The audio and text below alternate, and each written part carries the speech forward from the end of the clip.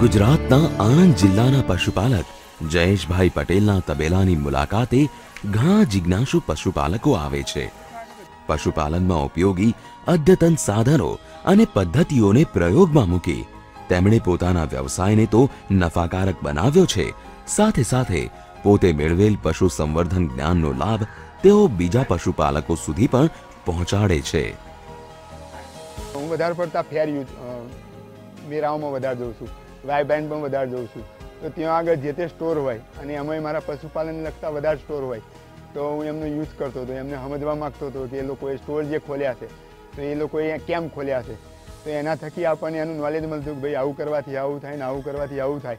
તો અમારા લેવલ સુધી અમે જે કરી શકતા હતા તો એમના સંપર્ક થકી મેરાઓના જે મીડિયેટરો હોય એમના થકી જોઈન્ટ કોલોબરેશન કરીને ઘરે જે તે વસ્તુની જરૂરિયાત હોય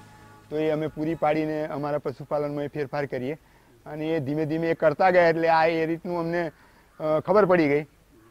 કે અત્યાર સુધી અમે જે પશુપાલન કરીએ છીએ ખાલી ગૌશાળા ટાઈપનું કરતા હતા અને હવે જે પશુપાલન કરીએ એ થોડુંક બિઝનેસ થકી જઈ રહ્યા છે તો વધારે બેનિફિટ મળે।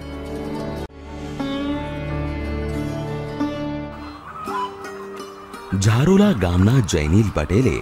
અલગ જ ચીલો ચીતરી મરઘા પાલન કરવાનું નક્કી કરી આ સરસ મજાના પોલ્ટ્રી ફાર્મનો વિકાસ કર્યો છે। મરઘાઓની યોગ્ય માવજત વડે ઈંડાનું મોટા પાયે ઉત્પાદન મેળવી તેના વેચાણ દ્વારા સારી આવક મેળવે છે।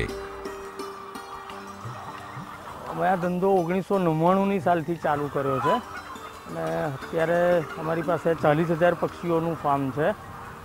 જે અમે શરૂઆત 5,000 પક્ષીથી કરી હતી। 2010ની સાલમાં અમારી પાસે 40,000 પક્ષી થઈ ગયા છે। મેનેજમેન્ટ તો પક્ષી ડે ઓલ્ડ ચિક્સ લાવી અને ઈંડા આપે ત્યાં સુધી એમનો રખરખાવ કરીએ છીએ અને 18મા વીક પછી પક્ષી ઈંડું આપવાનું ચાલુ કરે છે તો ત્યારથી 1 વર્ષ સુધી ઈંડું